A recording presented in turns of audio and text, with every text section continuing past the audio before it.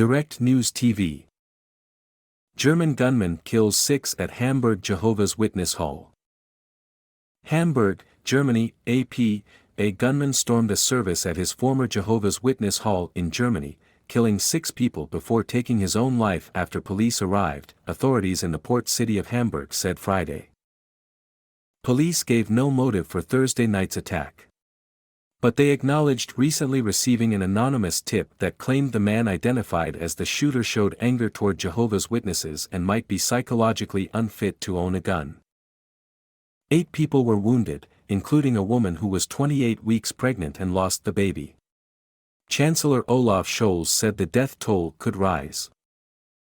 Officers apparently arrived at the hall while the attack was ongoing and heard one more shot, according to witnesses and authorities. They did not fire their weapons, but officials said their intervention likely prevented further loss of life at the boxy building next to an auto repair shop a few miles, from downtown. Scholz, a former Hamburg mayor, said the city was speechless in view of this violence and mourning those whose lives were taken so brutally. All of the victims were German citizens apart from 2 wounded women, one with Ugandan citizenship and one with Ukrainian. Officials said the suspected assailant was a 35-year-old German man identified only as Philip F., in line with the country's privacy rules. Police said he had left the congregation voluntarily, but apparently not on good terms, about a year and a half ago. A website registered in the name of someone who fits the police description says that he grew up in the Bavarian town of Kempten in a strict religious evangelical household. The website, which is filled with business jargon, also links to a self-published book about God, Jesus Christ and Satan. Philip F. legally owned a semi-automatic Heckler & Koch Pistol P30 handgun, according to police. He fired more than 100 shots during the attack, and the head of the Hamburg prosecutor's office, Ralph Peter Anders, said hundreds more rounds were found in a search of the man's apartment. Germany's gun laws are more restrictive than those in the United States but permissive compared with some European neighbors, and shootings are not unheard of. Last year, an 18-year-old man opened fire in a packed lecture at Heidelberg University, killing 1 person and wounding 3 others before killing himself.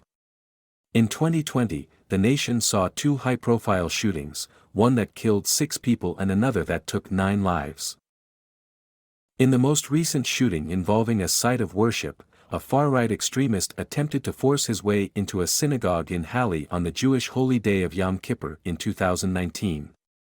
After failing to gain entry, he shot 2 people to death nearby. The German government announced plans last year to crack down on gun ownership by suspected extremists and to tighten background checks. Currently, anyone who wants to acquire a firearm must show that they are fit to do so, including by proving that they require a gun.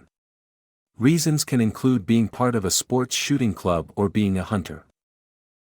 Hamburg Police Chief Ralph Martin Meyer said the man was visited by officers after they received an anonymous tip in January, claiming that he had particular anger toward religious believers, in particular toward Jehovah's Witnesses and his former employer.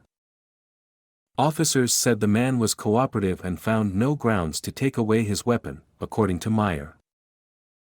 The bottom line is that an anonymous tip in which someone says they're worried a person might have a psychological illness isn't in itself a basis for such measures, he said.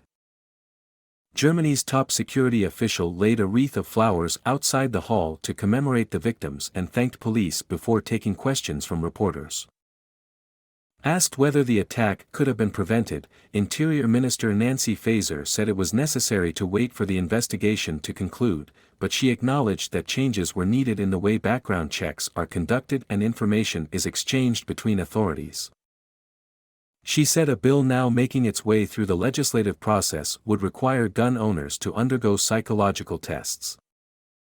On Friday morning, forensic investigators in protective white suits could be seen outside the hall. As a light snow fell, officers placed yellow cones on the ground and windowsills to mark evidence. A special operations unit that happened to be near the hall arrived just minutes after receiving the first emergency call at 9:04 p.m., Hamburg's top security official said. The officers were able to separate the gunman from the congregation. "We can assume that they saved many people's lives this way," Hamburg State Interior Minister Andy Grote told reporters. Upon arrival, officers found people with apparent gunshot wounds on the ground floor and then heard a shot from an upper floor, where they found a fatally wounded person believed to be the shooter, according to police spokesman Holger Varen. Gregor Maybach, who lives within sight of the building, heard shots and filmed a figure entering the building through a window. In his footage, shots can then be heard from inside. The figure later apparently emerges from the hall, is seen in the courtyard and then fires more shots through a first-floor window before the lights in the room go out. Maybach told German television news agency Non-Stop News that he heard at least 25 shots. After police arrived, one last shot followed, he said. His mother, Dorte Maybach, said she was shocked by the shooting. "It's really 50 yards, from our house and many people died," she said. "This is still incomprehensible."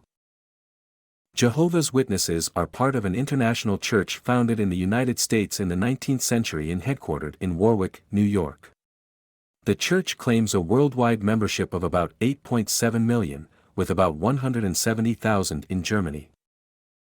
Members are known for their evangelistic efforts that include knocking on doors and distributing literature in public squares. The denomination's practices include a refusal to bear arms, receive blood transfusions, salute a national flag or participate in secular government. David Simonian, a U.S.-based spokesman for Jehovah's Witnesses, said in an emailed statement Friday that members worldwide grieve for the victims of this traumatic event. "My name is Kingsley. Please like, share, subscribe and hit that notification bell so you can be the first to be notified whenever we post. You won't regret it."